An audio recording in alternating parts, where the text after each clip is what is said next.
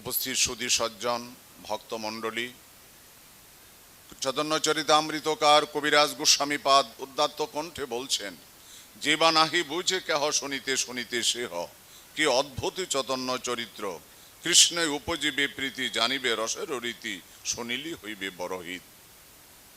ভাগবত শ্লোকময় টিকা তার সংস্কৃত হয়, তবু কইছে বুঝে ত্রিভুবন, ইহা শ্লোক 2-4 তারও ব্যাখ্যা ভাষা করি, কেনে না বুঝিবে সর্বজন।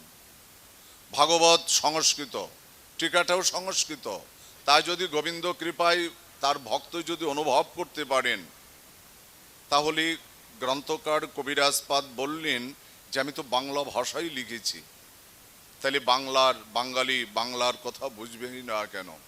নাহি বুঝে কেহ শুনিতে শুনিতে কেহ, কি অদ্ভুত চৈতন্য চরিত্র, কৃষ্ণে উপজীবে প্রীতি। গৌড়ের কথা আমরা শ্রবণ করব, আর আমাদের পরম তাত্ত্বিক আত্মিক শ্রী ভগবানের চরণে ভক্তি লাভ হবে।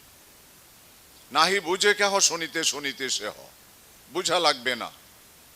যেমন ভগবত গীতাটা পড়ার দায়িত্ব সকলের। ভগবান বলছেন পড়ার দায়িত্বটা তোমার, বুঝিয়ে দেবার দায়িত্বটা আমার, কিন্তু পড়তে হবে, পড়া লাগবে। পড়ার দায়িত্ব তোমার, বুঝিয়ে দেবার দায়িত্বটা আমার। তাই তদ্রূপ গ্রন্থকার বললেন, নাহি বুঝে কেহ শুনিতে শুনিতে সে হ, কি অদ্ভুত চৈতন্য চরিত্র। কাজী এই যে ভক্তির যে অঙ্গগুলা, এই সমস্ত অঙ্গগুলার মধ্যে সর্বশ্রেষ্ঠ প্রথম অঙ্গটাই হলো প্রাণ ভরে হৃদয় ভরে শ্রী ভগবানের কথা শ্রবণ করা। সর্বপ্রথম নববিধা ভক্তির প্রথম অঙ্গটি হলো শ্রবণং কীর্তনং বিষ্ণু স্মরণং পাদসেবনম অর্চনং বন্ধনং দাস্যং সক্ষম আত্মনিবেদনম ইতি পুংসার পিতা বিষ্ণু ভক্তিশ্চে নবলক্ষণা ক্রিয়তে ভগবত তদ্ধা তন্মন্যয়ধীতমোত্তমম। এই নববিধা ভক্তির প্রথম অঙ্গটি হলো শ্রবণ, প্রাণ ভরে হৃদয় ভরে ভগবানের কথা শ্রবণ করা, প্রথম অঙ্গটা। যদি কেউ মনে করি যে ভাগবত শ্রবণের কোনো প্রয়োজন নেই, তার জীবনের দুর্ভাগ্য, তার জীবনের চরম দুর্ভাগ্য। আর এই ভাগবত কথা শ্রবণ করতে হলো জীবনের বহু সৌভাগ্য সুকৃতির প্রয়োজন। জীবনের যদি সুকৃতি সৌভাগ্য না থাকে, আপনি হরিকথা শ্রবণ সৌভাগ্য লাভ করতে পারবেন না। যাবৎ এই কথাটাই লিখেছেন বৃন্দাবনের রাধাকুণ্ডের অনন্ত দাস বাবাজি মহারাজের শ্রী গুরুদেব কুঞ্জবিহারী দাস মহারাজ। উনি কৃষ্ণ নীলা নামক একটা গ্রন্থে লিখেছেন, যাবৎ পাপস্থ মলিনং হৃদয়ং তাবদেবহি ন শাস্ত্রে সত্য বুদ্ধি আর সদ্বুদ্ধি সদ্গুরু তথা অনেক জন্মজনিত পুণ্য রাশি ফলং মহৎ সৎসঙ্গ শাস্ত্র শিবাদেব জানয়ম। তাহলে এখানে কি বলে নিয়েছেন? যাবৎ পাপস্থ মলিনম হৃদয়ম তাবদেবহি, যতদিন হৃদয়ের মধ্যে পাপ পুঞ্জীভূত থাকবে, পাপের বাসা থাকবে, পাপের দ্বারা চিত্ত মলিন থাকবে, ততদিন পর্যন্ত যাবৎ পাপস্থ মলিনং হৃদয়ং তাবদেবহি, ততদিন পর্যন্ত শাস্ত্রের প্রতি, শ্রী গুরুদেবের প্রতি, হরিনামের প্রতি, বৈষ্ণব চরণে কোনোদিনও ভক্তি লাভ হইবে না।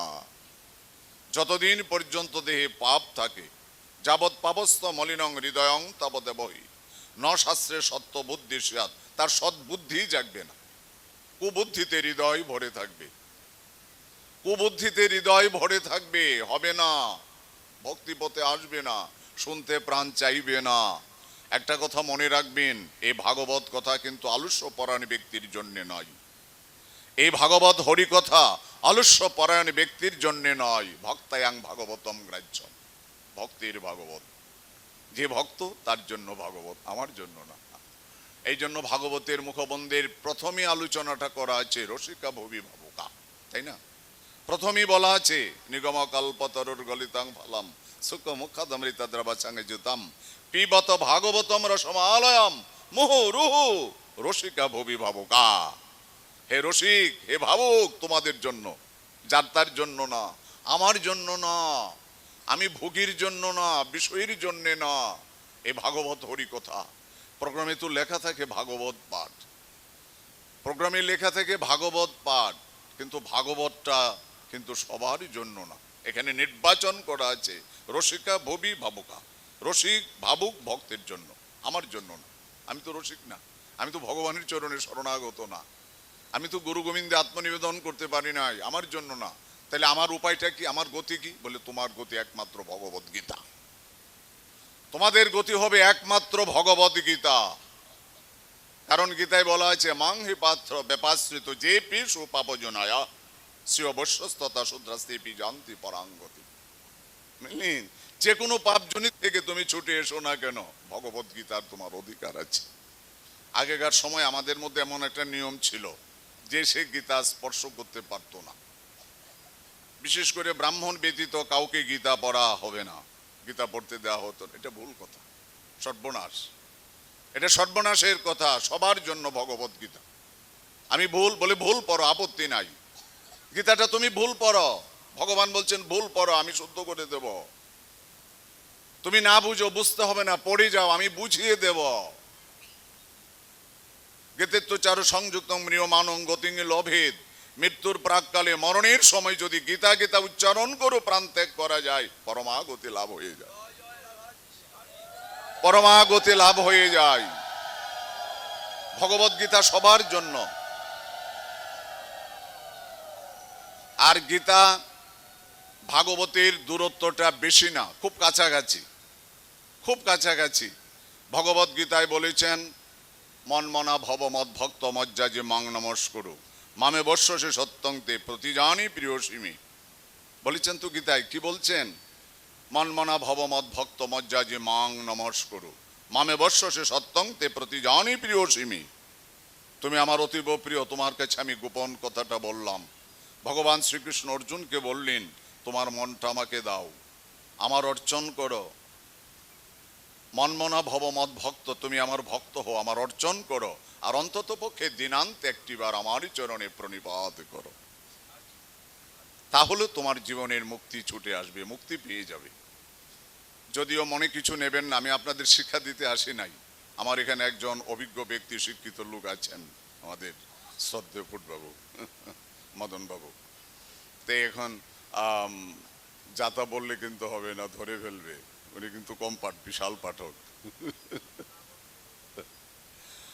বুঝলেন। তো এখানে আমরা প্রণাম করছি ভগবানকে, প্রণাম। ভাগবতের শেষে বলা আছে নাম সংকীর্তনং যস্য সর্ব পাপ প্রণাশনম প্রণাম দুঃখ সমানন্তং নামামি হরিং পরাম। যে নাম সংকীর্তনের দ্বারা জীবনের সমস্ত পাপ, এই যে নাম সংকীর্তন হতে যাচ্ছে, যারা নাম সংকীর্তন করবে, যারা শ্রবণ করবে, তাদের জীবনের পাপ দূরীভূত হয়ে যাবে। নাম সংকীর্তনং যস্য সর্ব পাপ প্রণাশনম প্রণাম দুঃখ সমানন্তং নমামি হরিং পরাম। আর গোবিন্দ চরণে যারা প্রণিপাত জানাবে, তাদের জীবনের দুঃখ দূরীভূত হবে। বুকে হাত দিয়ে বলতে পারবেন দুঃখ ছাড়া আমরা জীবনে কে আছি? বুকে হাত দিয়ে কি একটা মানুষের বলার উচিত, বলতে পারবে যে জীবনে সুখী আছি? পৃথিবীতে নাই, পৃথিবীতে নাই। ভারতের প্রধানমন্ত্রীর কাছে যান, নরেন্দ্র মোদীর কাছে, সুখে আছে কিনা? মমতার কাছে যান, হাসিনার কাছে যান, খালেদা জিয়ার কাছে যান, জগতে কে সুখী? কেউ না, কেউ না। এর মধ্যেই আবার পাণ্ডব জননী দুঃখ চাইছেন। এত দুঃখ, যে জগৎটা যে দুঃখময় জগৎ, এই জগৎটা দুঃখময়। তৎসাধুমন্য সৌরবর্জনাং দেহিনাং সদা সমুদ্বিগ্ন দিয়া মসদ্গ্রহাৎ হিত্তু আত্ম পাতং গৃহং বনঙ্গত যদ্দরিম আশ্রয়েত। প্রহ্লাদ বলেছিলেন এটা দুঃখের আলয়। বাবা তুমি যা ভাবছো তা নয়, এটা সুখের জায়গা না, এটা সুখের জায়গা না। এখানে আমরা কেউ সুখে না। বক্ষে হাত দিয়ে কেউ বলতে পারবে না যে জগতে তাপ ছাড়া আমরা আছি। কত তাপের দ্বারা যে জর্জরিত দেহটা, মরণের সময় এই দুঃখটা নিয়ে মৃত্যুবরণ করতে হয়। মরণের সময়, মৃত্যুর প্রাককালে সে দুঃখটা, বেদনা, ব্যথা নিয়ে আমাদের মরতে হয়। আমরা শান্তি তো একটু মরতে পারি না, এত দুঃখ জীবনে। প্রহ্লাদ বলছেন তৎসাধুমন্য সৌরবর্জনাং দেহিনাং সদা সমুদ্বিগ্ন ধিয়া মসদ্গ্রহাৎ হিত্তু আত্ম পাতং গৃহং বনঙ্গত যদ্দরিম আশ্রয়েত। পিতা, এই জায়গাটা দুঃখের আলয়, এটা দুঃখের আলয়, উদ্বিগ্নের স্থল, উদ্বিগ্নের স্থল। আপনি রাত্রিতে খাওয়া দাওয়া করে টিভি নিয়ে টিভির সংবাদ শুনছেন, রাত্র 12টা 1টা বাজে, আপনি সংবাদ শুনছেন, টিভি দেখছেন, এমন সময় মোবাইল আসছে দুঃসংবাদ, আপনার মেয়ের জামাইটা অ্যাক্সিডেন্ট করে মারা গিয়েছে, ভালো জায়গা। আপনার ছেলেটা অ্যাক্সিডেন্ট করেছে, আপনার ছেলেটা স্ট্রোক করে পড়ে আছে হাসপাতালে, ভালো জায়গা। এই জায়গাটা ভালো না। যদি মনে করি জায়গাটা ভালো, খুব ভুল হবে। এটা ভালো জায়গা না, এটা দুঃখময় জায়গা। এই দুঃখের মধ্যে পাণ্ডব জননী কুন্তী দেবী ভগবানের চরণে দুঃখ চাইছেন। যাবার সময় রাজসিংহাসন দিয়ে ভগবান এবার দ্বারকায় চলছেন বিদায়। পিসিমাকে প্রণাম করতে এসছেন, পিসিমাকে প্রণাম করতে এসছেন। পিসিমা, পিসিমা, হে কৃষ্ণ, আমার তো যাবার সময়, আমি তোমাকে প্রণাম করতে এসেছি, আমার প্রণাম গ্রহণ করো। তুমি তো আমাকে পুত্রব স্নেহ করেছ পিসিমা। পাণ্ডব জননী হাসছেন, এ কি কথা, সে কি কথা? তুমি জগৎ প্রণম্য হয়ে কাকে প্রণাম করতে এসছ? নমস্কার পুরুষং মৎসরম। তুমি জগতের প্রণম্য ব্যক্তি, কাকে প্রণাম করতে এসছো তুমি কৃষ্ণ? কেন ভুল করতে এসছো? কেন তুমি আমার পিসিমা না, বাবার বোন না? তুমি আমার পূজ্য ব্যক্তি না, তোমাকে প্রণাম করব না? ভগবান অনন্ত কিল ব্রহ্মাণ্ডাধিপতি স্বয়ং ভগবান। কুন্তী দেবী কি বলছেন? নমস্কার পুরুষং তদ্দমীশ্বর প্রকৃতি পরাম অলক্ষং সর্বভূতানাং অন্তর্বহির্বস্থিতম। তুমি অন্তরে আছো, বাহিরেও আছো, সর্বত্র তুমি আছো। তোমারই জগৎ, তুমি জগতের প্রণম্য। তুমি প্রণম্য হয়ে জগৎকে শিক্ষা দিতে এসছো। জড়িয়ে ধরলেন, হবে না, কাঙাল হতে হবে। এই জন্য বলছেন দরিদ্র নিরহং স্তম্ভ মুক্ত সর্বমদৈর্য। হবে না। আপনারা জানেন শ্রীমদ্ ভাগবতের ইতিহাস। ধ্রুবকে যখন কোল থেকে নামিয়ে দিলেন, বিমাতে এসে যখন সুরুচি যখন উত্তানপাদের কোল থেকে ধ্রুবকে নামিয়ে দিলেন, তোমার এই কোলে শোভা পাবে না, তুমি বেরিয়ে যাও, তুমি দাসী পুত্র। এই সিংহাসন পেতে হলে, পিতার কল পেতে হলে তুমি বনে যাও, গিয়ে ভগবানকে আরাধনা করে এসে আমার গর্ভে জন্ম নিতে পারলে এই সিংহাসন যাও, বেরিয়ে যাও। ধাক্কা মেরে ফেলে দিলেন, বাবার কোল থেকে সরিয়ে ধাক্কা মেরে ফেলে দিলেন। উত্তানপাদ কিচ্ছু বলতে পারলেন না, ধ্রুবকে কিচ্ছু বলতে পারলেন না। তার পুত্র উত্তম, সে কুল পাবে, রাজ্য পাবে, সুনীতির ছেলে পাবে না, তাড়িয়ে দিলেন। কাঁদতে কাঁদতে ছুটে এসছেন। সুনীতি বলছেন, ধ্রুব তুই কাঁদছিস কেন? তোর কি ঘটনা, কি হয়েছে রে? কে তোকে মার দিয়েছি, কাঁদছিস কেন? সব ঘটনা বললেন। বাবার কোলে বসেছিলাম, বাবার কোলে বসেছিলাম, বিমাত আমাকে বাবার কোল থেকে নামিয়ে ধাক্কা মেরে সরিয়ে বললেন, বনে গিয়ে হরি আরাধনা করে তার কাছে বরছি, আমার গর্ভে যেদিন আসতে পারবি পুত্র হয়ে সেদিন সিংহাসন পাবি, যা বেরিয়ে যা কুলাঙ্গার। শুনিতে হাসছেন, খুব ভালো কথা বলছেন। শত্রু হলো, তোকে সৎ উপদেশ দিয়েছেন বিমাতা। ধ্রুব, তুমি পিতার কোল থেকে নেমে পড়েছ, আমার কোলে উঠবে, কিন্তু একদিন পিতার কোলও থাকবে না, আমার কোলও থাকবে না। সব কোল একদিন শেষ হয়ে যাবে। যদি কোলে উঠতে হয়, যদি সাধনার দ্বারা ভগবানের কোলে যদি উঠতে পারো, জীবনে কোনোদিন আর নেমে আসতে হবে না, জীবনে কোনোদিন নামতে হবে না, সেই কোলেই বসে থাকতে পারবে। ভগবানের চরণ আনতে কি তোমার পরমাগতি লাভ হয়ে যাবে। পাণ্ডব জননী দুঃখ, পিসিমা একটা বর চাও, পিসিমা বর চেয়ে নাও, আমি যাবো চলে। জন্মসর্যস্বত শিবিরে দো মানদ প্রমাণ নৈবার হতং বিধাতুং বৈত কিঞ্চন গোচরম। উচ্চকুলে জাত, ধন সম্পদের দ্বারা যাদের চিত্তস্ফীত, তারা কোনোদিন ভগবানের চরণে শরণাগত হতে পারে না। আপনার একটা দোকান আছে, আপনি একটা দোকান থেকে বেচা কেনা করে 2 ঘন্টা সময় পান, 1 ঘন্টা ভগবানকে দিতে পারেন, 1 ঘন্টা সময় দিতে পারেন, এবং যা কিছু অর্থ আপনার আসে তাতে সংসার চলো, কিছু দান ধ্যান করতে পারেন, গুরু বৈষ্ণব সেবাও করতে পারেন। কিন্তু তার উপরে যদি আপনি 3টা 4টা 5টা দোকানের মালিক হয়ে যান, এটা আপনার জীবনের দুর্ভাগ্য, আপনার জীবনের দুর্ভাগ্য।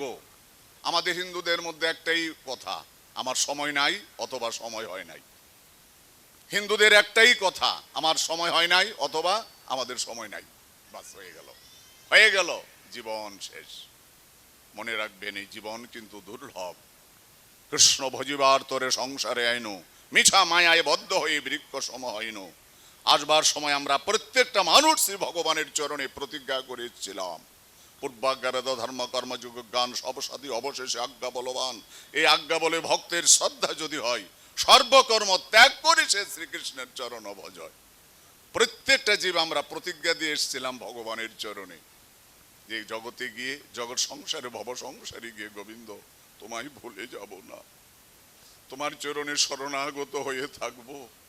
কিন্তু মায়া মুখে পড়ে সব কিছু পেয়ে এখন তো আমার আর অভাবই নাই। অভাব ছাড়া তো কেউ কারো কাছে হাত পাতবে না, অভাব ছাড়া তো কেউ কারো কাছে যাবে না। আমার একটা দোকান ছিল, একটা দোকানের দ্বারা আমি ভজন 1 ঘন্টা সময় পেতাম, গোবিন্দ চরণকে ভজন করতাম। ভাগবত কি বলছেন, নানাবদাময়ী কুর্বন্তে কুশলা স্বার্থ দর্শিন অহতিকং ব্যবহিতাং ভক্তি মাত্ম প্রিয়জতা।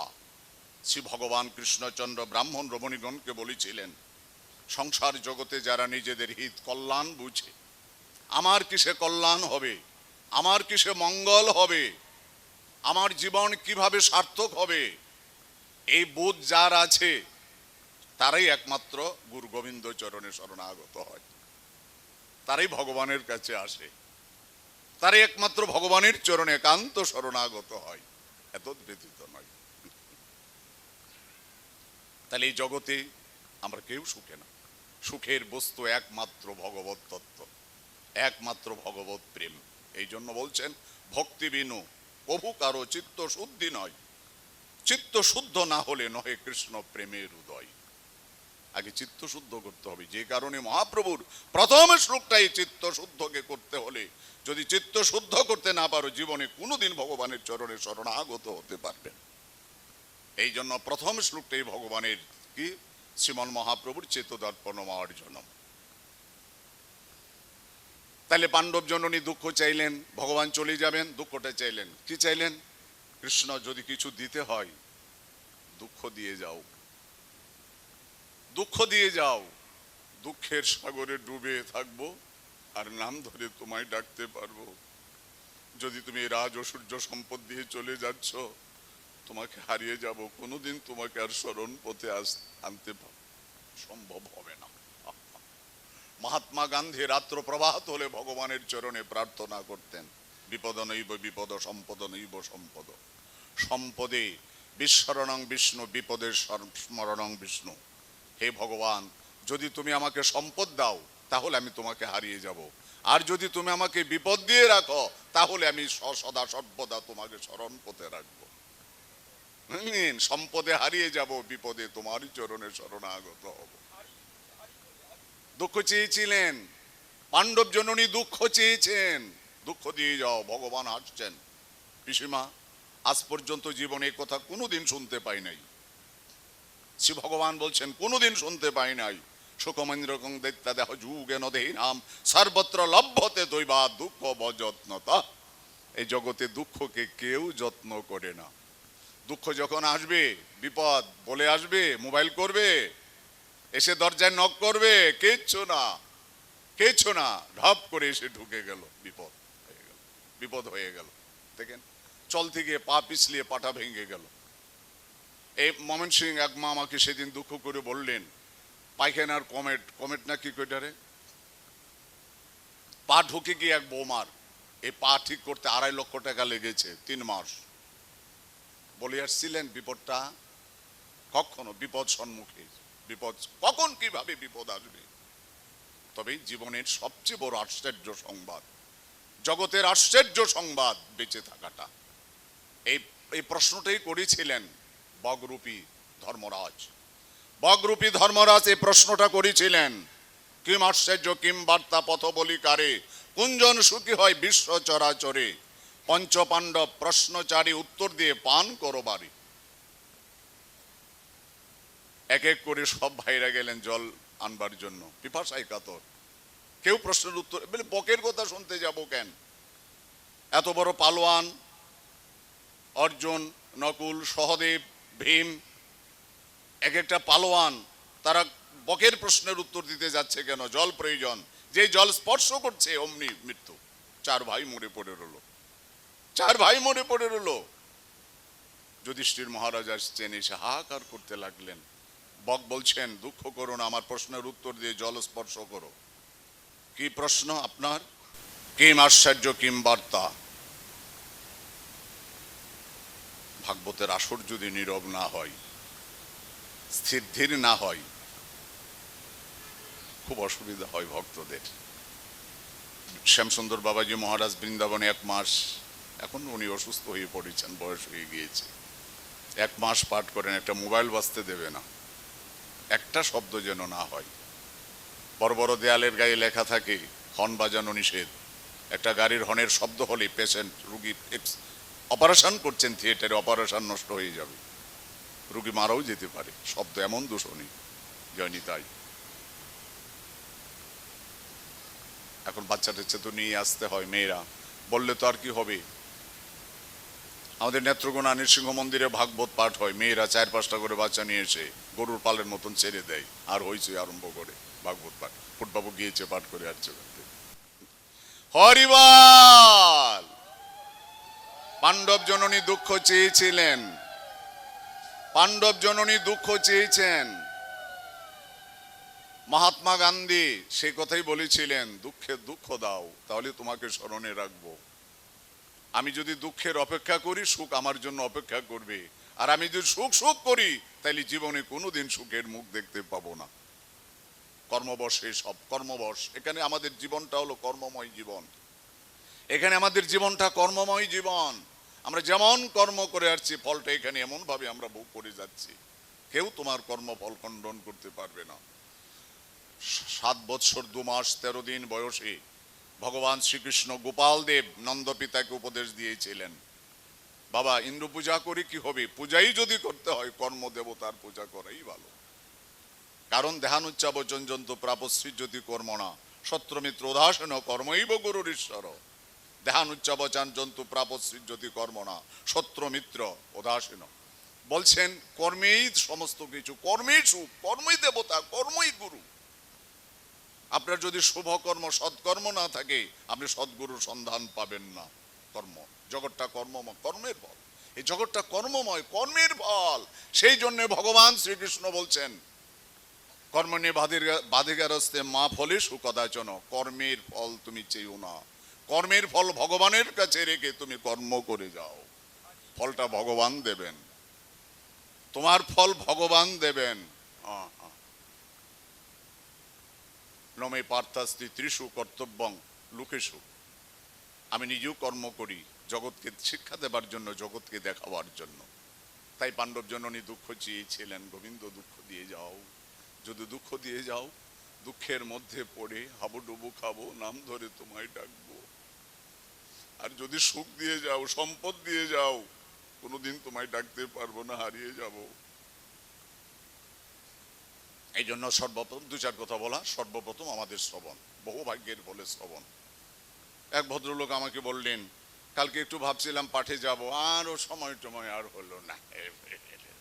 খুব ভালো, খুব ভালো। শোনো, আমার জন্য ভাগবত না, ভাগ্য তোমার কৃষ্ণ কথা শুনিতে হইল মন। রামানন্দ পাঠ গিয়ে করহ শ্রবণ। কৃষ্ণ কথা আমি নাহি জানি, সবে জানে রামানন্দ, আমি তার মুখে শুনি। প্রদ্যুম্ন মিশ্র মহাপ্রভুর কাছে নীলাচলে এসেছিলেন হরি কথা শ্রবণের জন্য। মহাপ্রভু তাকে আলিঙ্গন করে বললেন, তুমি মহাভাগ্যবান, এই জগতে হরি কথা শ্রবণের যার রুচি, সে মহাভাগ্যবান। ভাগ্য তোমার কৃষ্ণ কথা শুনিতে হইল মন। বুঝলেন? রামানন্দ পাশ গিয়ে করহ শ্রবণ। কৃষ্ণ কথা আমি নাহি জানি, সবে জানে রামানন্দ, আমি তার মুখে শুনি। আমি রামানন্দকে গুরুপদে রেখে আমি তার কাছে হরি কথা শুনে কৃতার্থ হই। আরু কহ পাই সুখে, অপূর্ব অমৃত নদী বহে তোমার মুখে। এত কথা যে শ্রবণ করছেন, মহাপ্রভুর স্বাদ মিঠে না। আমরা তো 2 ঘন্টা পাঠ শুনতে পারবো না, 2 ঘন্টা আমাদের অনেক অসুবিধা, হাত পায়ের অনেক, পায়ের ব্যথা বেদনা অনেক অসহ্য আমাদের। আমরা 1 ঘন্টা, 1.25 ঘন্টা, এইরকম 1.5 ঘন্টা শুনি, তার বেশি আমাদের খুব অসুবিধা হয়ে যায়। ঘন্টার পর ঘন্টা হরি কথা চলছে, মহাপ্রভু হা করে অবাক বিস্ময়ে তাকিয়ে আছেন। রামানন্দ আরু কহ পায়ে সুখে, অপূর্ব অমৃত নদী বহে তোমার মুখে। আমার যে কি আনন্দ হচ্ছে হরি কথা শ্রবণ করে। কাজে হরি কথা এত সহজ না, বহু ভাগ্যের প্রয়োজন। ধর্ম সংস্থিত পুংসাং বিশ্বসেন, প্রথম স্কন্ধ থেকে একটা শ্লোক আবৃত্তি করে মহাপ্রভু বুঝিয়ে দিলেন। ধর্ম সনুষ্ঠিত বংশাং বিশ্ব সেন কথা শুনুজ নুৎপাদে যদি রতিং শ্রম এবহি কেবলম। অনেক অর্থ ব্যয় করে যদি মানুষ অনেক ধর্মের আচরণ করে, অনেক অর্থ বইয়ের দ্বারা ধর্মের আচরণ করা হলো, কিন্তু হরিকথা শ্রবণের রুচি জাগলো না, ব্যর্থ হয়ে গেল তার ধর্ম। কি তো সুন্দর কথাটা বলছেন, ধর্ম সনুষ্ঠিত পুংসাং বিশ্ব সেন কথা সূর্য নুৎপাদে যদি রতিং শ্রম এবহি কেবলম। তার অর্থই সার হলো নান্য যথাস্থল তুষাব ঘাতি নাম, বিনা তুষকে আঘাত করলে যেমন চাউল মিলে না, লাভ হবে না। কাজে আরতি এত সহজ নয়, বহু জন্ম জন্মান্তরের শুভ সুকৃতি সৌভাগ্যের ফলে এবার হরিকথা শ্রবণের রুচি জাগরিত হয়, বুঝলেন? এই জন্য যার তার কাছে না। এই জন্য ভগবত গীতায় বলে দিয়েছেন, অন্যান্য ধর্মে একের হাতে পাই টেনে নিয়ে যায় ধর্ম করবার জন্যে, আর আমাদের শাস্ত্র ভগবত গীতায় বললেন, ভগবত গীতায় বললেন ইদং তেনা তপস্কায় না ভক্তায় কদাচন ন চাশুস্য শোভে বাইচং ন চ মাংজতি। অর্জুন, আমার চরণে যার ভক্তি নেই, এই জগতে যে পাষণ্ডী, তার কাছে আমার কথা বলতে যেও না, তার কাছে আমার কথা বলতে যেও না, লাভ হবে না। তারা একটু পাঠটাট শুনে গিয়ে বলে গুসার এসব বলে, এসব শুনলে আমাদের কি হবে? হলো না, পাঠ শোনাটা হলো না, ভালো হলো না, পেলেন না। এই জন্য মনে রাখবেন, শ্রোতার মতো শ্রোতা, শ্রোতার মতো শ্রোতা যদি একজন পাওয়া যায়, লক্ষ শ্রোতার কাজ হয়ে যায়। শ্রোতা বেশির প্রয়োজন হয় না,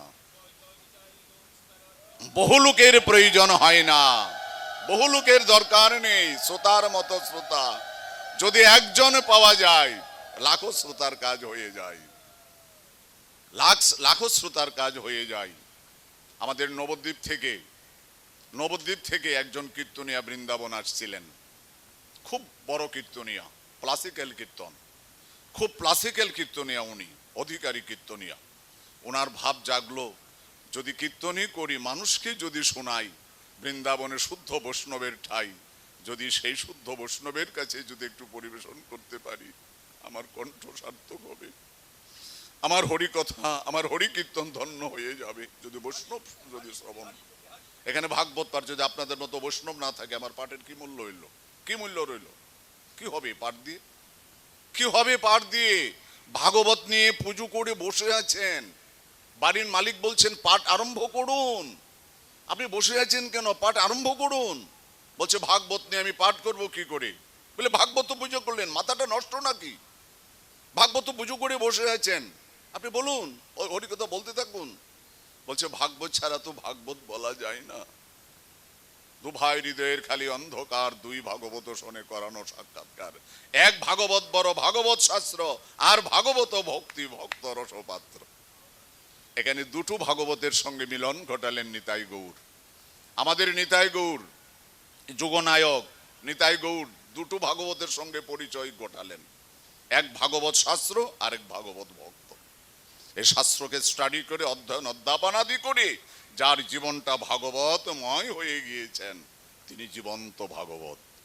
এই জীবন্ত ভাগবত যদি ভাগবতের কাছে না আসে, ভাগবত আলোচনা হবে না, হবে না। তিনি নবদ্বীপ থেকে এসছেন বৃন্দাবন। ব্রজবাসীরা বললেন, দেখুন আমরা তো যার তার মুখে হরি কথা শুনি না, আমরা যার তার মুখে হরি কথা শুনি না। হরিকথা শ্রবণ করতে হলে আপনি একটা কাজ করবেন, আপনি গোবর্ধন তটে আছেন সিদ্ধ কৃষ্ণদাস বাবাজি মহারাজ, ওনার কাছে আপনি কীর্তন করেন, উনি শ্রবণ করে যদি আমাদের পারমিশন দেন যে না, ওনার কাছে তোমরা কীর্তন শুনে ধন্য হবে, তাইলে আমরা শুনবো। আমরা যার তার কাছে কীর্তন শুনি না, আমরা যার তার মুখে পাঠ কীর্তন শুনি না। আপনি যান বাবাজির কাছে, উনি যদি সিদ্ধান্ত দেন আমাদের আপত্তি থাকবে না। তো উনি গোবর্ধনী সিদ্ধ কৃষ্ণদাস বাবাজি মহারাজের কাছে এসছেন, বাবাজি মহারাজের কাছে এসছেন, এই ঘটনা সব বললেন। বলছে সুদূর নবদ্বীপ থেকে তুমি এসছো, আমার মহাপ্রভুর স্থান, মহাপ্রভুর প্রিয় ভূমি, জন্মভূমি, এখান থেকে তুমি এসছো, বাবা তোমাকে তো মর্যাদা দিতে হয়। ঠিক আছে ঠিক আছে, বসো বসো, আমি তো মাত্র স্নান করে আসছি, আমি একটু তিলক রচনা করব, আমার তো সময়ের অভাব, আমি এখন মন্দিরে ঢুকবো। তাহলে তুমি একটা কাজ করো না বাবা, আমি তিলকটা করতে করতে তুমি দুই একটা পদ আমাকে একটু শোনাও। তিলক করতে তো 5-10 মিনিট সময় লাগে, এই সময়টার মধ্যেই তুমি আমাকে একটু শোনাও। সুযোগ পেয়ে বুঝলেন, বড় কীর্তনিয়া, বড় কীর্তনিয়া টপ করে গুরুপাদ পদ্ম প্রণাম করে কীর্তন আরম্ভ করে দিলেন। উনি তিলক করছেন, কীর্তন চলছে, মন তিলকের কাছে নাই, মন কণ্ঠে চলে গিয়েছে অপূর্ব কোকিলের কণ্ঠ। এই জন্য ভাগবত যিনি বক্তা, তার যদি সুললিত কণ্ঠ না থাকে ভাগবতের রস দান করতে পারে না। যিনি ভাগবত বক্তা তার অনেক গুণের দ্বারা গুণবান হতে হয়। সর্বপ্রথম হলো প্রিয় দর্শন, তারপর সুকণ্ঠ, তারপর ভক্তিমান শাস্ত্রজ্ঞ আচারবান, অনেক গুণের দ্বারা ভূষিত হতে হয়। একটা তো আমার মধ্যে নাই, আমি কি শোনাবো আপনাদের? আমার মধ্যে তো একটাও নেই। মহাপ্রভু গদাধর পণ্ডিতের কাছে পাঠ শুনতেন নীলাচলে। মহাপ্রভু গদাধর পণ্ডিতের কাছে পাঠ শুনতেন প্রতিদিন টোটা গোপীনাথে। গোপীনাথ সেবায় আছেন, মহাপ্রভু গিয়ে বসে থাকতেন, গদাধর হরি কথা শুনতে এসছি। প্রাণ ভরে মহাপ্রভু আর্তনাদ করে কাঁদতেন হরি কথা শ্রবণ করে, কত আনন্দ পেতেন। যেদিন মহাপ্রভু চলে গেলেন, লীলার অন্তর্ধান হলো, গদাধরের পাঠ বন্ধ হয়ে গেল। দক্ষিণেশ্বরে মা কালী এখনো আছেন, দক্ষিণেশ্বরে মা কালী এখনো আছেন। মা কালীকে রামকৃষ্ণদেব খাইয়ে দিতেন, পরমহংসদেব মায়ের সঙ্গে কথা বলতেন, মাকে প্রসাদ খাইয়ে দিতেন, মা হাত দিয়ে পরমহংসদেবকে খাইয়ে দিত। এত সুমধুর সম্পর্ক ছিল। পরমহংসদেব যেদিন চলে গেলেন, মা তো সেখানে এখনো দাঁড়ানো আছেন, কিন্তু সে মানুষটা নাই। মাকে যে খাইয়ে দেবে, মার সঙ্গে যে কথা বলবে, সে মানুষটা আর নেই। পরবর্তীতে শ্রীনিবাস আচার্যপাদ নীলা চলে আসলেন। মহাপ্রভু স্বপ্ন আদেশ করছেন, তুমি যাও, বেকুল হইও না। শ্রীনিবাস, তুমি বেকুল হইও না, যাও, আমি গদাধরের কাছে তোমার জন্য সব সুব্যবস্থা করে রেখে এসেছি, তুমি যাও। উনি আসছেন, গদাধর পণ্ডিতকে প্রণাম করলেন। আপনি গদাধর পণ্ডিত? আর গদাধর পণ্ডিত বলছেন, হে যুবক, তুমি কি শ্রীনিবাস আচার্য? হ্যাঁ। পরিচয় হলো, সবার চোখে জল। গদাধর পণ্ডিত শ্রীনিবাস আচার্যকে পেয়ে বক্ষে জড়িয়ে ধরলেন, কারণ শ্রীনিবাস আচার্য পাদ শ্রীমন মহাপ্রভুর দ্বিতীয় কলেবর। তাকে পেয়ে বক্ষে জড়িয়ে ধরে কাঁদতে তার পৃষ্ঠদেশ ভাসিয়ে দিলেন। নিবিড় নয়নের জলে, নয়নের ধারায় তার পৃষ্ঠদেশ ভাসিয়ে দিলেন। শ্রীনিবাস, যাও, স্নানাদি করো, এসে প্রসাদ গ্রহণ করো।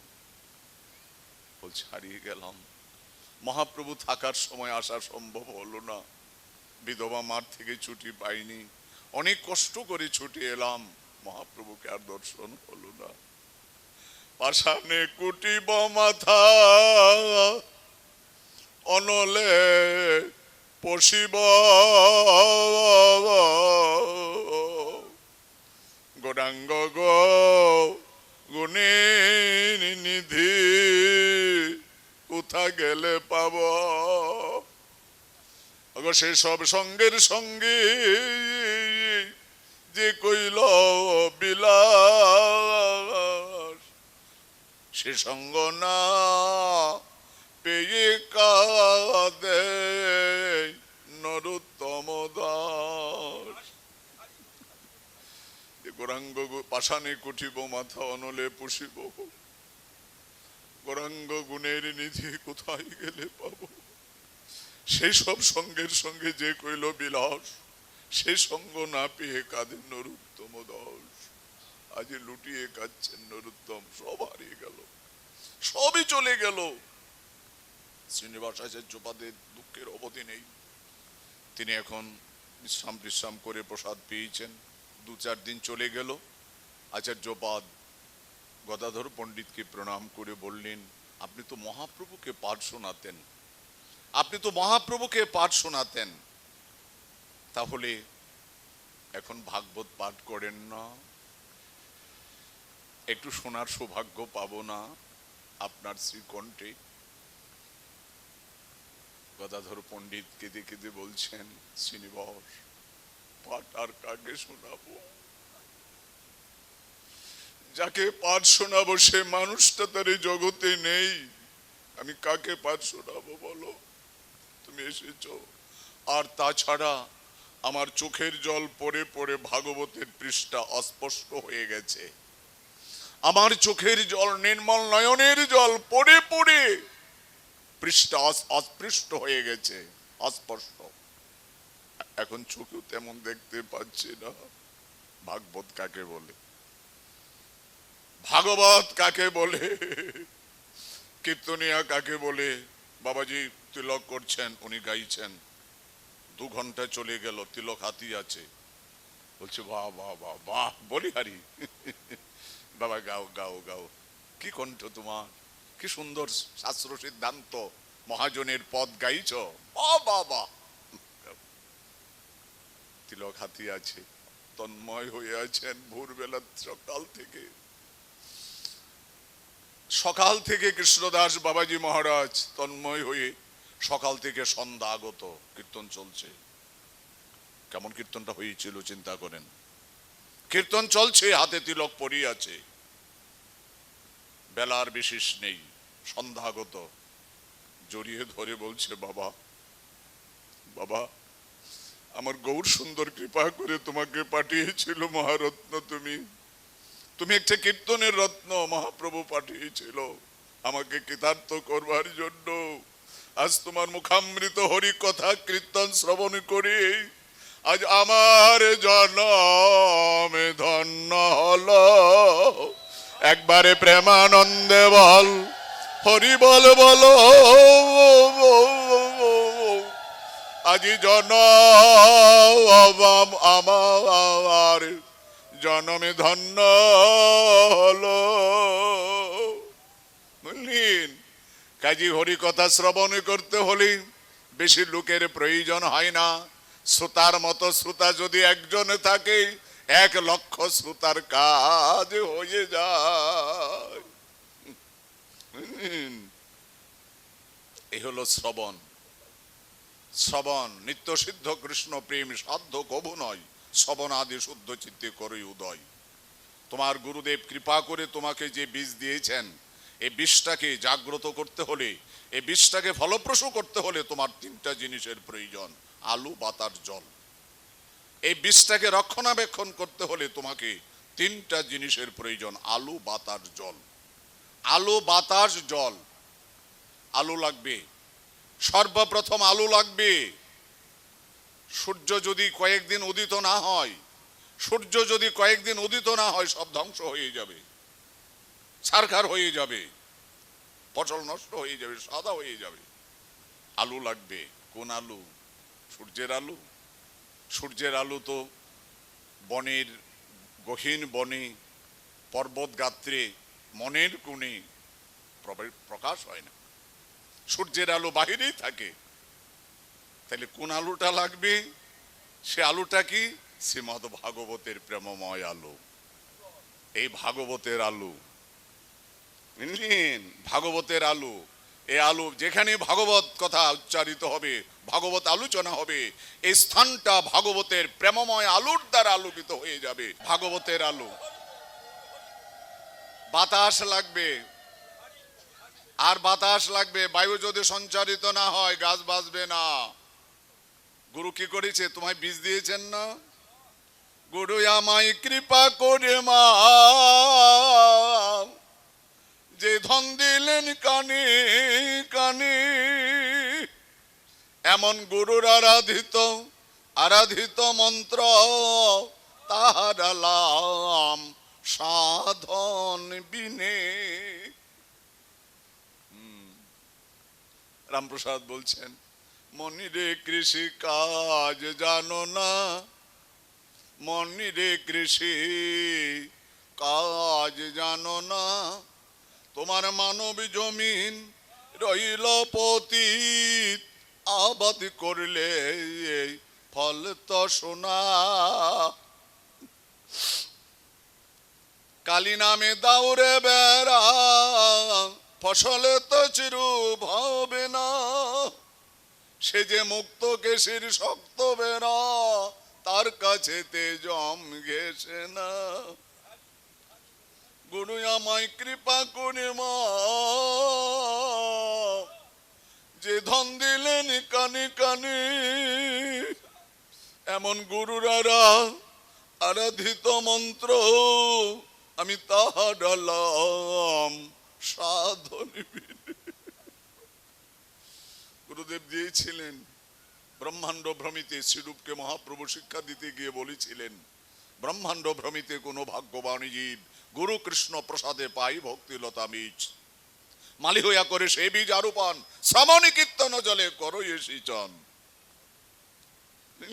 শ্রাবণ কীর্তন জলে করো সিঁচন। তুমি যে গুরু কৃপা লাভ করেছো, এই মন্ত্রটাকে জাগ্রত রাখতে হলে, মন্ত্রটাকে উজ্জীবিত করতে হলে, সঞ্জীবিত করতে হলে, পবিত্রতায় রাখতে হলে তোমাকে নিত্য হরি কথা শ্রবণ একান্ত প্রয়োজন। আমরা সময় পেলে করি, নিলে না করি, নিলে নেই না নিলে নেই, হলো না। তাইলে বাতাস লাগবে আলু, ভাগবতের আলু। কৃষ্ণ সধাম পগতে ধর্মজ্ঞান দেবী সহ কল নষ্টাদৃশামেশ পুরাণর কধ নদিতম। পুরাণ চক্রবর্তী শ্রীমদ ভাগবত পুরাণ, পুরাণ পুনরপি নব। এই বহু কথা হয়ে গিয়েছে। ভাগবতটা পুরাণ, বহুদিনের পুরাণ, কিন্তু ভাগবতকে ফেলে দেবে না। কালকের গত সালের পঞ্জিকা, এই 28 তো বাংলা, 28 বাংলা না 27 বাংলার পঞ্জিকার দরকার হবে না। কালকের পত্রিকার আজকের প্রয়োজন হবে না। টিভিতে যে লোকটা সংবাদ পড়ছে, কালকের সংবাদটা আজকে পড়বে না, নতুন করে সংবাদ পড়বে। কিন্তু গীতা ভাগবত একই আছে, তো এটা ফেলে দেন, নতুন করেন। এই যে অষ্টকালীন হবে, হরিনাম হবে, এটা ফেলে দেন, নতুন করে নিয়ে আসেন। আমি 17 বৎসর নেত্রকোনা পাঠের পর বিনোদবাবু বললেন, আমি বললাম দাদু আপনার কাছে একটা বিনীত প্রার্থনা। কি প্রার্থনা? আমাকে একটু পাল্টান। একঘেয়েমি পাঠ 17-18 বৎসর একটা আসর, এটা কি হয় 1 মাস করে পাঠ? একটু পাল্টান।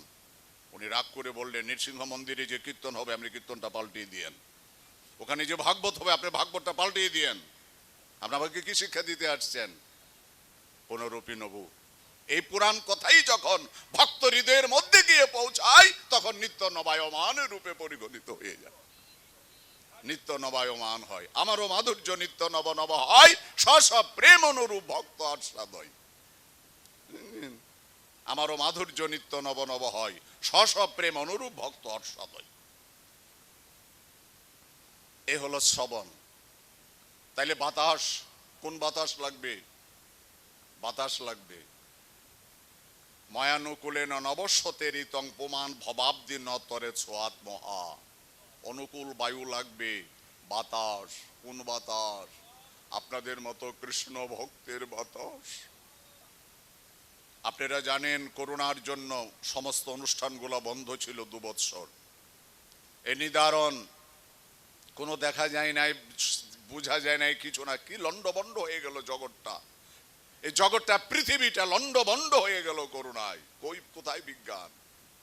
ভ্যাকসিন নিয়ে ভালো আছি, সব শ্রেষ্ঠ ভ্যাকসিন শ্রী হরিনাম সংকীর্তন। এই করোনার থেকে যদি বাঁচতে হও, প্রাণ ভরে শ্রী হরিনাম সংকীর্তন করো। সর্বশ্রেষ্ঠ ভ্যাকসিন শ্রী হরিনাম। যদি বাঁচতে চাও, যদি আত্মাকে রক্ষা করতে চাও, দেহ রক্ষা করতে চাও, কায় মনোবাক্যে হরিনাম আশ্রিত হও, তোমাকে কিচ্ছু করতে পারবে না। তাহলে বাতাস লাগবে। কোন বাতাস? কৃষ্ণ ভক্তের অঙ্গের বাতাস। এই বাতাস নয়, যে সে বাতাস নয়। আপনার অষ্টকালীনে শুনেন, কি শুনেন? বলে ব্রজের বাতাস ভালো না রে, ওরে ব্রজের বাতাস ভালো না রে। আবার এই বাতাস যার তার গায়ে লাগে না রে, ব্রজের বাতাস বাতাস ভালো না রে। আবার যার তার গায়ে লাগে না রে। বলি যার গায়ে লাগে সে আর কি হয়? বলে ঘরে ছেড়ে বাহির হয়ে পড়ে, পতির সহিতে সুতিয়া থাকিতে গৌরাঙ্গ জাগয়ে মনে, আসি তাড়াতাড়ি প্রাণে গৌর হরি, পতিরে ফেলাইয়া ভূমে। তারা ঘরে বসে আর থাকিতে না রে, তারা ঘরের বাহির হয়ে পড়ে, বলি জয় রাধে জয় রাধে বলে ঘরের বাহির হয়ে পড়ে। এখানে যদি একটা লোক, একজন মানুষ যদি বিদ্যুৎ পৃষ্ঠ হয়, তাকে যে ধরবে সেই মরবে। একটা লোক যদি বিদ্যুৎ পৃষ্ঠ হয়, যে তাকে স্পর্শ করবে সে মরবে, বাঁচতে পারবে, বুঝলেন, সেই মরবে। এখানে যদি একজন শুদ্ধ কৃষ্ণ ভক্ত থাকেন, তার স্পর্শে আমার এই লোহা একদিন সোনায় পরিণত হয়ে যাবে। একজন যদি কৃষ্ণ ভক্ত, শুদ্ধ ভক্ত এখানে থাকেন, তার বাতাসে আমার অঙ্গ শীতল হয়ে যাবে। অগুর কিনে নাই, অগুরের ঘরের পাশ দিয়ে এসছে, কাপড়ের মধ্যে, জামার মধ্যে অগুরের গন্ধ, অগুর সেন্টের গন্ধ। মেয়ে বলছেন, বাবা অগুর কিনেছ, জামাই দিয়েছ? না মা, গন্ধ যে পাচ্ছি। বলে ঘরের পাশ দিয়ে গিয়েছিলাম। বললেন, আমি কৃষ্ণ ভক্তের সঙ্গ করি নাই, আমি ভক্তের পাশ দিয়ে গিয়েছিলাম। ভক্তঙ্গের বাতাসে লেগে আমার অঙ্গের মধ্যে, হৃদয়ের মধ্যে হরিভক্তির গন্ধ প্রকাশ হয়ে গিয়েছে। বাতাস লাগবে, নির্মল বাতাস, প্রেমময় বাতাস। এই ছায়া লাগবে, বাতাস লাগবে, আর জল লাগবে, আর একটু জল লাগবে। এখন গ্রীষ্মকাল, বৃষ্টির অভাব, ছাদে অনেকে তুলসী গাছ, ফুল গাছ লাগিয়ে রেখেছেন। যদি প্রতিদিন জল না দেওয়া হয়, দুদিন পর গিয়ে দেখবেন মরে সব কাঠ হয়ে আছে। জল ঢালতে হবে। শ্রী গুরুদেব কৃপা করে যে সম্পদ দিয়েছেন, একটু আগে ছেলেটা গান গেয়েছেন, শ্রী বৃন্দাবন যুগল ভজন ধন মোহে করলয় উপদেশ, নির্মল গৌর প্রেম রস সিঞ্চনে পুরাউল সব মনয়াস। বুঝলেন, শ্রী গুরুদেব কৃপা করে যে বীজ দিয়েছেন, এই বীজটাকে রক্ষণাবেক্ষণ করতে হলে প্রতিদিন তোমার একটু জল সিঁচন করতে হবে। সে জলটা কি? কৃষ্ণ প্রেমের, হরিনামের। কি জল? দুপোটা চোখের জল। দুপোটা চোখের জল লাগবে, দুপোটা চোখের জল লাগবে। কে বলছে জল লাগবে না? কে বলছে? পাষাণ সমসদৃশ জানিবে তাহার হৃদয়, হরিনাম নিলে যার না হয় প্রেম উদয়। পাষাণের হৃদয় তুমি পাষাণ দিয়ে ফোটাতে পারবে না। কোন ভাগ্যবানী জীব গুরু কৃষ্ণ প্রসাদে পাই ভক্তি লতা বীজ, মালি হইয়া করে সেই বীজ আরোপণ, শ্রবণ কীর্তন জলে করো সেচন, উপজিয়া বারলতা ব্রহ্মাণ্ড বেদি যায়, বিরুজা ব্রহ্মলোক বেদি পরব্রহ্ম পাই, তবে যাই তদুপরি গোলক বৃন্দাবন, কৃষ্ণ চরণ কল্প বৃক্ষে করেন আরোহণ। দেখেন কত সুন্দর কথাটা। এই বীজটার থেকে গাছ হবে, ফল ফুল হবে, হয়ে বৃন্দাবনে রাধারানীর চরণে গিয়ে পৌঁছে যাবে। জল লাগবে। কি হলো?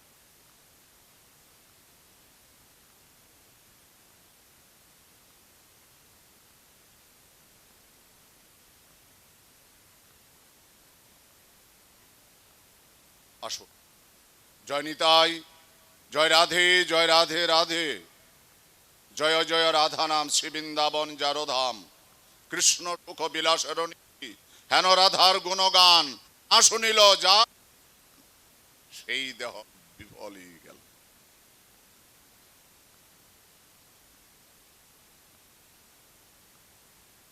তাহলে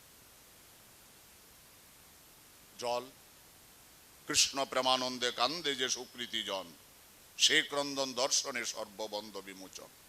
চৈতন্য ভাগবত বলছেন, পাষাণ সম সদৃশ জানিবে তাহার হৃদয়, হরিনাম নিলে যার না হয় প্রেম উদয়। কি লাভ হবে? কি লাভ হবে? শুষ্কং কাষ্ঠং তিষ্ঠম। এই শুষ্ক হৃদয় দিয়ে কোনোদিন ভগবত প্রেম পাবে না। তাহলে তোমার দুপুটা চোখের জল লাগবে, চোখের জল লাগবে। মহাপ্রভু শিবাসঙ্গনে কীর্তন করছেন, রাত্রে হরিনামের সবাই কাঁদছেন, হরিনামে সবাই বিভোর হয়ে কাঁদছেন। এক ভদ্রলোকের চোখে জল আসছেন, এক ভক্তের। উনি একটু পিপুল নিয়ে চোখে দিয়ে কপট ভাবে কাঁদছেন। মহাপ্রভু বুঝতে পারলেন, ভক্তকে বললেন, তোমার কাঁদার খুব ইচ্ছা না? পিপুল নিয়ে চোখের মধ্যে দিয়ে তুমি কাঁদছ, তোমার এত ইচ্ছা কাঁদবার জন্যে? আর কৃত্রিম উপায় করতে হবে না, এসো ভাই আমার পাশে। হেমদণ্ড দুখানি বাহু প্রসারণ করে শচীনন্দন গৌরহরি তাকে বক্ষে জড়িয়ে ধরলেন, আর অমনি তার প্রেম পড়তে লাগলো, প্রেম বইতে লাগলো। কেন ডিস্টার্ব? তো প্রেম প্রয়োজন। দুগ্ধ খাকিয়ে বহুত মিলে বৎসবালা, মীরা কহে বিনা প্রেম সে নাহি মিলে নন্দলালা।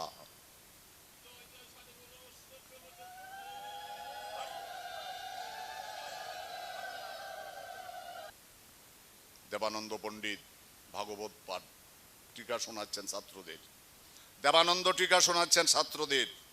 শ্রীবাস পথ দিয়ে যে যাচ্ছিলেন, রাজপথের পাশে তো, টুলটা রাজপথের পাশে, শ্রীবাস পথ দিয়ে যাচ্ছিলেন, ভাগবতের টিকা শুনে তার চিত্তের মধ্যে স্পর্শ হয়ে গেল।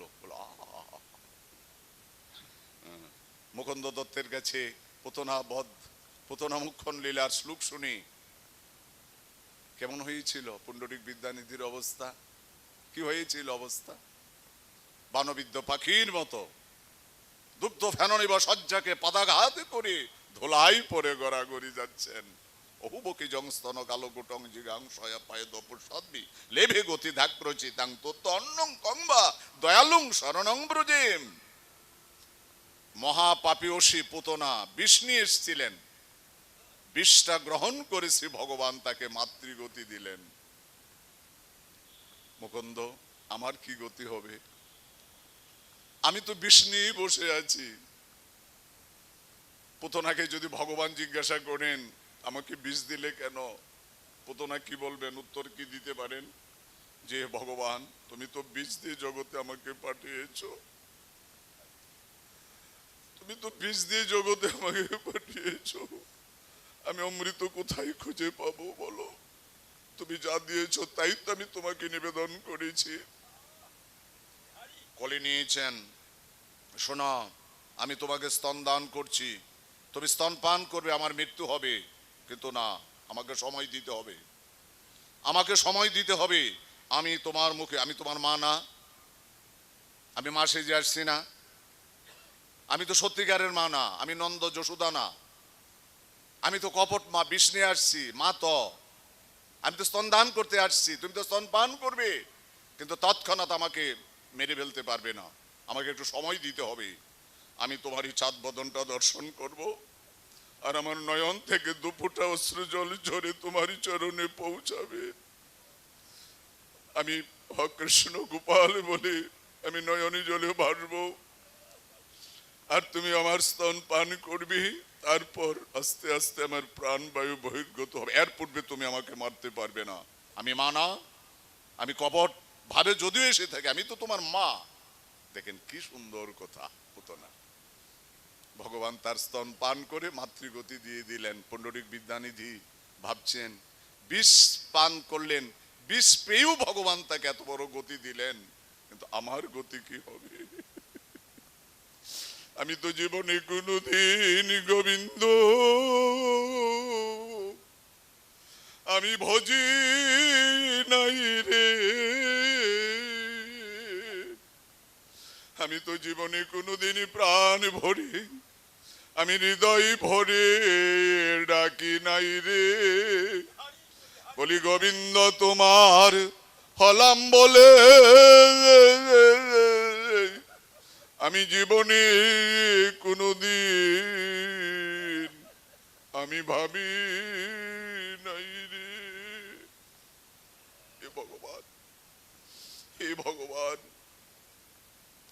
দেবানন্দের পুতনাকে তিনি শ্রেষ্ঠ গতি দান করেছিলেন। এহেন পাপীও শিখে কংবা দয়ালুং শরণং ব্রজেম। জগতে কার চরণে শরণ নেব আর বলেন? জগতে এমন এমন বান্ধব জগতে আর কে আছে? দেবানন্দ পণ্ডিতের ভাগবতে টিকা শুনে শ্রীবাস হাহাকার করে কেঁদে উঠলেন, হাহাকার করে কেঁদে উঠলেন। যার অভাব আছে সেই কাঁদবে, যার অভাব নাই তার কাঁদার প্রয়োজন নাই। এই জগতে আমার কি অভাব নাই? আমি কি নিয়ে যাব? আমার বাড়ি গাড়ি, আমি কত করি বাড়ি গাড়ি, কত কিছু নিয়ে আমি বসে আছি, আমার জন্য কি এসব কি আমার জন্য আমি নিয়ে যেতে পারবো? আমার সঙ্গে যাবে? একটা রুম আমাকে দিয়ে দেবে, এক রতি স্বর্ণ আমাকে দিয়ে দেবে, কি যাবে? এই কথাটি ভগবান বলতে গিয়ে বলেছিলেন, না নবদাময়ী কুর্বন্তী কুশল স্বার্থদর্শিন আত্মপ্রিয় যথা। যদি নিজের কল্যাণ চাও, যারা নিজের কল্যাণ চায় তাহারাই একমাত্র আমার চরণে শরণাগত হয়। কৃষ্ণ তোমার হলাম বলে। ওরে আমার জীবন সদা পাপের নাহি কহ পুণ্যের ভক্তিবিনু ঠাকুরের পদ। ওরে আমার জীবন সদা পাপের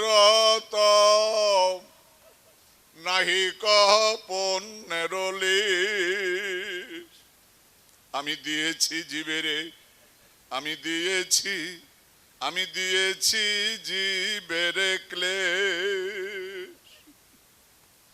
আরে তোমারে ভুলিয়া সংসারে আসিয়া আমি পেয়েছি নানাবিধ ব্যথা। আমি তোমার চরণে এসেছি প্রভু বলিতে দুঃখেরই কথা। শিবশির প্রেম আর্তনাদ করে কাঁদতে লাগলেন, গোবিন্দ আমি কিভাবে পড়ে থাকবো, আমার প্রতি কি তোমার কৃপা হবে না? কান্নার ধ্বনি শুনি, কান্নার শব্দ শুনি দেবানন্দ ছাত্রদের বললেন, ও পাগল, ও পাগল, চিৎকার করছে, ওকে জঙ্গলে রেখে এসো। কয়েকজন ছাত্রকে তাকে ধরে জঙ্গলে ফেলে এসলেন। কি অপরাধ হলো জানেন? মহাভাগবতের চরণে অপরাধ হয়ে গেল। যেদিন বিষ্ণু খট্টায় শ্রীমন মহাপ্রভুর নবদ্বীপে মহাপ্রকাশ, সমস্ত ব্রাহ্মণ পণ্ডিত ছুটে চলছেন, ব্রাহ্মণ পণ্ডিত মন্ডলী সব আসছেন, নিচু উঁচু সব ভক্তরা দর্শন করতে। দেবানন্দ আসছেন, সবাই যাচ্ছে। আজকে শচীনন্দন গৌরহরির মহাপ্রকাশ একটু দর্শন করে আসি। যে উনি গেটে এসে দাঁড়িয়েছেন, মহাপ্রভু বললেন দেবানন্দের জন্য দ্বার মানা, তাকে সরিয়ে দাও, গেট আউট করে দাও, তার জন্য দ্বার মানা, তার জন্য দ্বার মানা।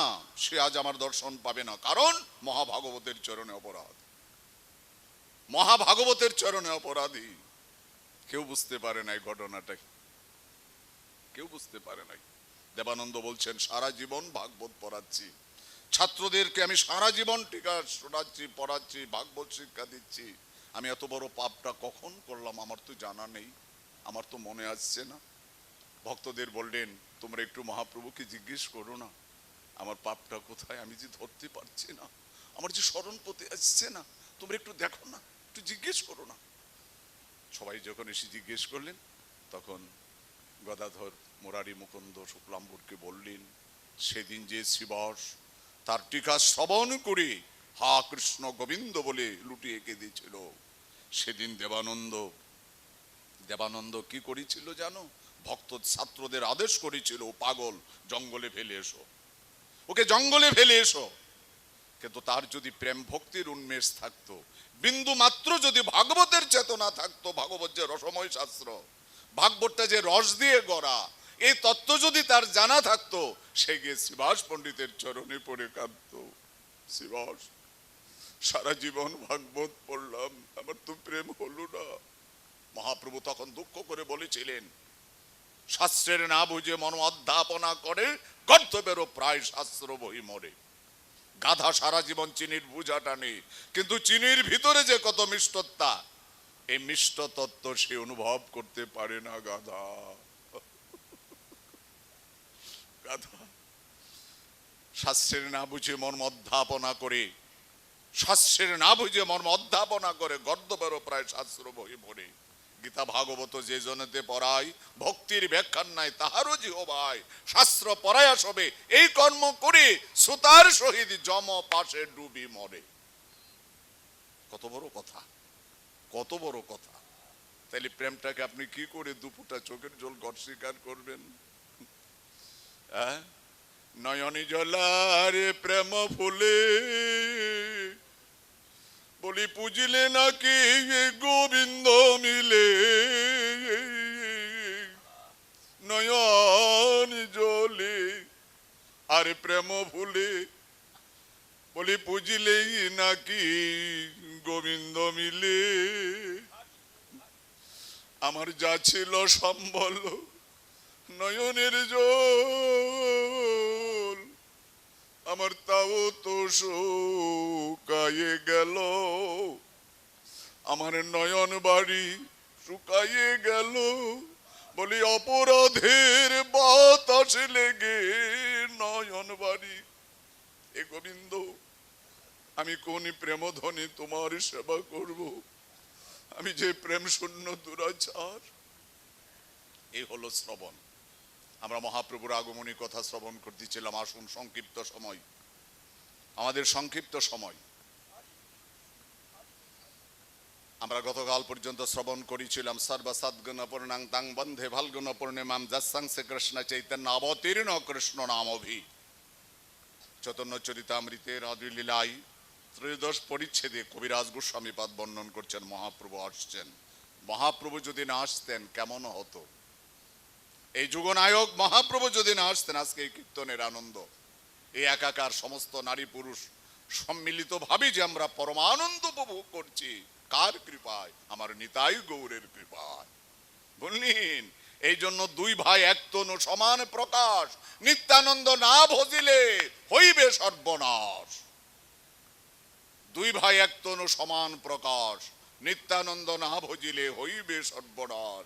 পদকার বলছেন দৃঢ় করি ধর নিতাইর উপায়। যদি ভজন করতে হয়, এই জীবনটাকে যদি সার্থক করতে হয়, খুব শক্ত করে নিত্যানন্দের চরণটা ধরতে হবে। আরে দৃঢ় করি ধর নিতার পাই, সে সম্বন্ধ নাহি যার, বৃথাই জন্ম গেল তার। ওরে সে পশু বড় দুরাচার, অনিতাই না বলিলি মুখে, মজিলি সংসার সুখে। ওরে বিদ্যা কুলে কি করিবে, নিতাই পদ কমল কোটি চন্দ্র সুশীতল, যে ছায়াই জগত জুড়াই। হেন নিতাই বিনে ভাই ব্রজে রাধা কৃষ্ণ পেতে নাই, দৃঢ় করি ধর নিতার পাই, যে ছায়াই জগতে জোড়াই। আমার নিতার ছায়াই জগতে জোড়াই, আমার নিতার ছায়াই এ জগতে জোড়াই। যার চরণে ছায়াই জগতে জোড়াই। পদকার দুঃখ করে বললেন, বলি আমার চিত্ত জোড়াই না রে। আহা, বলি আমার হিয়া, আমি কত জনমের অপরাধী।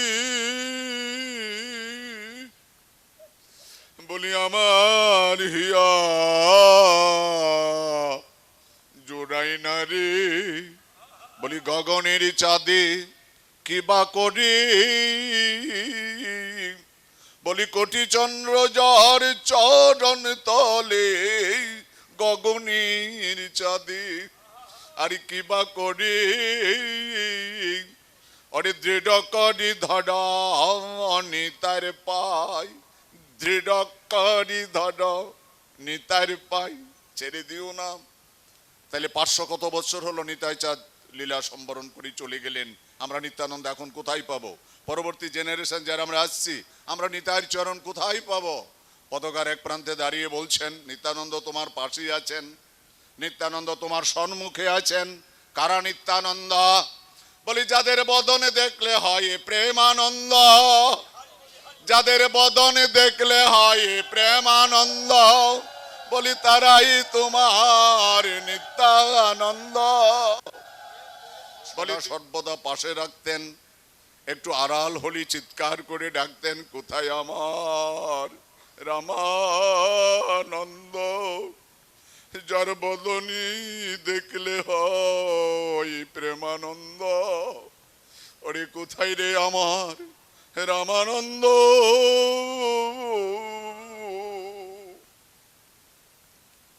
মহাপ্রভু আসছেন, সব প্রস্তুত নিয়ে বসে আছেন রাধা প্রেম পতিত হয়ে।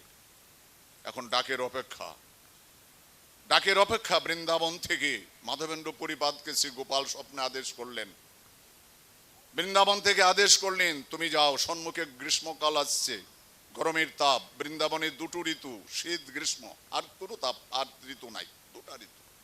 শীতে মরবে, গরমে পড়বে।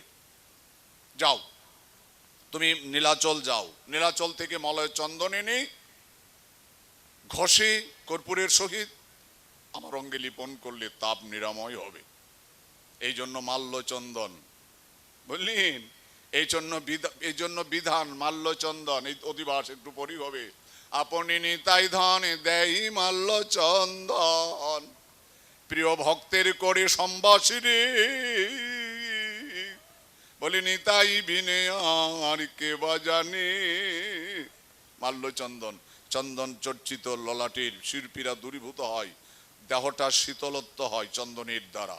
এখন অনেক টাকা, হাজার হাজার টাকা চন্দনের কেজি, চন্দন খুঁজে পাওয়া যায় না। চন্দনই ভগবানের সেবার বস্তু। মাল্য চন্দন, তুলসী চন্দন ইত্যাদি ইত্যাদি। তুমি যাবার সময়, নীলাচলে যাবার সময় শান্তিপুর পুরন্দর অদ্বৈতকে দীক্ষাটা দিয়ে যেও। উনি দীক্ষার জন্য অপেক্ষীয়মান, অদ্বৈতাচার্য পাদ। তিনি বৃন্দাবন থেকে যাওয়ার সময় মাধবেন্দ্র পরিপাদ খুঁজে খুঁজে শান্তিপুরে অদ্বৈত প্রভুর গৃহ বের করলেন। কোথায় অদ্বৈত? খুঁজে পেয়েছেন। অদ্বৈতের ঘর খুঁজে পেয়ে আনন্দ, আচার্য পাদ চরণে লুটিয়ে পড়লেন। তার এই তিনি কি স্বপ্নের কথা বললেন যে গোপাল পেয়েছি, গোপাল স্বপ্নে আদেশ করেছেন চন্দন নিয়ে আসবার জন্য। আমি চন্দন আনতে যাচ্ছি পুরী ধামে। তো যাবার সময় আমি চন্দন নিতে যাচ্ছি, যাবার সময় তোমাকে দীক্ষাটা দিয়ে যাব। আমি এসছি অযাচিত ভাবে, অযাচিত মোহেন যাচি দেবল হরিনাম, অযাচিত ভাবে দান করতে আসছে। গেলেন, যাবার সময় বলে গেলেন অদ্বৈত ভগবান আসার জন্য প্রস্তুত নিয়ে আছেন, ডাকের অভাব। যদি ডাকার মতো ডাকতে পারো ভগবান নেমে আসবেন। শুধু ডাকের অভাব, একটু ভালোবাসার অভাব, একটু প্রীতির অভাব। যাও। আর এই সময় উনি চলে গেলেন মন্ত্র দিয়ে, উনি ভজনে আছেন। শিবাসঙ্গনের দুর্ঘটনা, অনেক কথা, আমাদের এত কথা শোনার সময় নেই। অনেক কথা। শিবাসঙ্গনে পাষণ্ডীরা কীর্তন করতে দেবে না। আচার্যপাদের কাছে এসে বললেন করব, নিজের ঘরে বসে হরিনাম করব, তাতে যদি বাধা, যদি হরিনাম করতে না পারি এই জীবনই রাখবো না, জীবন রাখবো না। কারণ আহার্যের দ্বারা পেট ভরে, হরিনাম হরি কথার দ্বারা মন ভরে যায়। আমি মনের আনন্দ দেব কি দিয়ে? প্রাণের আনন্দ যোগাবো কি করে? আচার্যপাদ আপনি যদি ব্যবস্থা করতে পারেন করবেন, আর তা না হলে গলার মধ্যে কলসি বেঁধে গঙ্গায় জীবন আহুতি দেব। আচার্যপাদ বললেন শ্রীবাস তুমি যাও, আমি দেখছি। তুমি চলে যাও, আমি দেখছি। কি বলছেন? শুদ্ধ ভাবে করিব কৃষ্ণ আরাধন, সধন্যে কৃষ্ণের আনিয়া করাইব নিবেদন, কৃষ্ণের আনিয়া করাইব কীর্তন সঞ্চর, তবে সদ্বৈত নাম সফল আমার। তুমি যাও, আমি প্রতিশ্রুতি করছি, আমার প্রতিজ্ঞা, তুমি যাও। ভগবান কিভাবে আসবেন আমি দেখব। কৃষ্ণ বশ করিবেন কোন আরাধনে, এত ভাবিতে এক শ্লোক আইল তার মনে। তখন তিনি পুরাণের পদ্মপুরাণের শ্লোকটা পেয়ে বসলেন। কি? তুলসী দল মাত্র ন জলস্য চলকে নোবা বিক্রিনীতে সোমাত্মনাং ভক্তব্য ভক্ত বৎসল। যে এক গণ্ডুর জল আর একটা তুলসী পত্র যদি কেউ গোবিন্দ চরণে কৃষ্ণায় বলে নিবেদন করতে পারে, ভগবান তার কাছে বাধা পড়ে যায়, তার কাছে চির বাধা। জল তুলসী সম কিছু ঘরে নাহি ধন, আত্মা বেচি করি তার ঋণের সুধন। তুলসী দলমাত্র জলস্য চলকীন বা বিক্রিঞ্জি আত্মনাং ভক্তব্য ভক্তবৎসল, তুমি যাও। তিনি প্রতিজ্ঞা করলেন, প্রকটিয়া দেখেন আচার্য জগত সংসার, কৃষ্ণ ভক্তি গন্ধবিহীন বিষয় ব্যবহার, কেহ পাপে কেহ পুণ্যে করে বিষয় ভোগ, ভক্তিগন্ধ নাহি যাতে যাই ভবরূপ। তিনি খুব চিন্তান্বিত হয়ে প্রতিজ্ঞা করলেন, আমি শুধু তুলসীর আর গঙ্গার জলই দেব না, ভগবান কৃপা করে আমার হৃদয়ের মধ্যে যে একটু ভক্তি বাড়ি সিঞ্চন করেছেন, আমি দুপুটা চোখের জল মিশিয়ে দেব। তাই প্রতিদিন ব্রাহ্ম মুহূর্তে বাবলার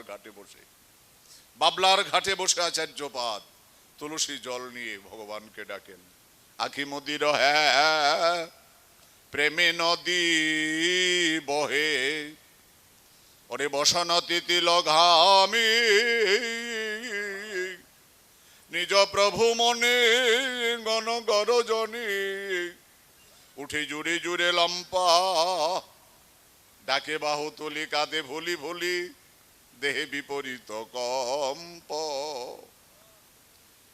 একবারে সমদন গোপাল, এ কলিজীবের দশা অমলিন হেরে, বলি একবার এসো ওহে মদন গোপাল। আখি মুদির হে প্রেমে নদী বহে, বসনতি ঘামি, নিজ প্রভু মনে গণ গরজনে, উঠে জোরে জোরে লম্প, ডাকে বাহু তুলি কাঁদে বলি ফুলি, দেহে বিপরীত কম্প। 14টি বৎসর এইভাবে নির্মল ভাবে 14 বৎসরে নয়নের জল আর তুলসী দিয়ে যাচ্ছেন। 14 বৎসর। দেখি কবে তোমার কৃপা হয়, কবে কৃপা হয়। আজ মন্ত্র নিলাম, কাল ভগবান পেয়ে বসলাম, এত সহজ না। ভগবত প্রাপ্তি এত সহজ না, ভগবত চরণ প্রাপ্তি এত সহজ নয়। আজ মন্ত্র পেলাম, কালই ভগবান পেয়ে যাব, এত সহজ না। মন্ত্রের সাধনা, শরীর পতন যা হবার তাই ঘটাবো। চলছে 14টি বৎসর এইভাবে। আজকে শেষ, আজকে 14 বৎসরের শেষ দিবস। তুলসীটা খুব ভাবে কান্নাকাটি করে গোবিন্দ চরণ অর্পণ করেছেন। আর কত বিলম্ব করবে গোপীনাথ? হে মদন গোপাল, তোমার আর কত বিলম্ব হবে? যেই গঙ্গায় তুলসীটাকে ভাসিয়ে দিয়েছেন, প্রতিদিন ভাটাই চলে যান, তুলসী প্রতিদিন ভাটাই চলে যান। কিন্তু আজকে আশ্চর্য সংবাদ, ভাটাই যাচ্ছে না, উজিয়ে যাচ্ছে। ভাটাই না, উজিয়ে যাচ্ছে। আচার্যপাদ সম্মুখে দৌড়াতে লাগলেন, সে কি ঘটনা? ভাটাই যাবে, উজিয়ে যাচ্ছে কেন? সকাল বেলা যেতে যেতে যেতে যেতে জগন্নাথ মিশ্রের ঘাটে কয়েকজন মা খুব সকালবেলা স্নানে রত ছিলেন, তার মধ্যে সচিমা আছেন। তিনি স্নান করি নাভি জলে দাঁড়িয়ে গঙ্গার স্তুতি করছেন। সদ্য পাতক সংহন্তি সদ্য দুঃখ বিনাশিনী, সুখদা মুক্ষদা গঙ্গা গঙ্গৈব পরমাঙ্গতিম। গঙ্গার স্তুতি করছেন। ওই তুলসী পত্রটা গিয়ে সচিমায়ের নাভি মূলে দাঁড়ালো। দাঁড়িয়ে মাকে পরিক্রমা করে আবার নাভি মূলে এসে দাঁড়িয়ে অদৃশ্য হয়ে গেল। আচার্যপাদ বললেন, সে কি দৃশ্য, এ কি অদ্ভুত ঘটনা, সে কি দৃশ্য? আকাশবাণী হলো, আচার্যপাদ, তোমার ভাবনার নিধি আসছে, ডুল পূর্ণিমা তিথিতে গর্ভে আবির্ভূত হতে যাচ্ছে, তুমি চিহ্নিত করে রাখো। আনন্দের আতিশয্যে ছুটে গিয়ে বললেন, কি নাম তোমার মা? কি নাম? আমার নাম শচী। তোমার বাবার নাম? আমার বাবার নাম নীলাম্বর চক্রবর্তী। তুমি নীলাম্বর চক্রবর্তীর মেয়ে? হ্যাঁ। আমার কাজ সার্থক হলো। দীর্ঘদিন পর দূর থেকে নতজানু হয়ে প্রণাম করে চলে আসছেন। তাহার পীড়িতে আইলা তুরিতে, তাহার পীড়িতে আইলা তুরিতে, উদয় নদীয়ার মাঝে রে, ওরে উদয় নদীয়ার মাঝে। তাই 912 বাংলা 1486 খ্রিস্টাব্দে 18 ফেব্রুয়ারি 1423 ফাল্গুন রুট শনিবার আনুমানিক সন্ধ্যা 6:30 পূর্ণগার চন্দ্রগ্রহণ লগ্নে শ্রীধাম নবদ্বীপস্থ ভাগীরথে কলিযুগ পাবন অবতার শচীনন্দন গৌরহরি শচী গর্ভ সিন্ধু মাঝে আবির্ভূত হলেন। তাহার ফিরিতে আহিলা তরিতে উদয় নদীয়ার মাঝে রে, বলি নদীয়ার মাঝে উদয় হলো, একবারে প্রেমানন্দে বল হরি বল বল, নদীয়ার মাঝে উদয় হলো, আনন্দ হলো, আজি ভক্ত হৃদয়ে আনন্দ হলো, একবারে প্রেমানন্দে বল হরি বল বল, আজি ভক্ত হৃদয়ে আনন্দ হলো। 912 বাংলা 1486 খ্রিস্টাব্দে 18 ফেব্রুয়ারি 1400 শকের 23 ফাল্গুন রোজ শনিবার আনুমানিক সন্ধ্যা 6:30 ঘটিকায় পূর্ণগার চন্দ্রগ্রহণ লগ্নে শ্রীধাম নবদ্বীপস্থ ভাগীরথী গঙ্গার তটে পূর্ব ফাল্গুনী নক্ষত্রে সিংহ রাশিস্থ ভাস করে কলিযুগ পাবন অবতার শচীনন্দন গৌরহরি শচী গর্ভ সিন্ধু মাঝে আবির্ভূত হলেন। এই হলো মহাপ্রভুর শুভ আবির্ভাব, এই হলো মহাপ্রভুর শুভ আবির্ভাব।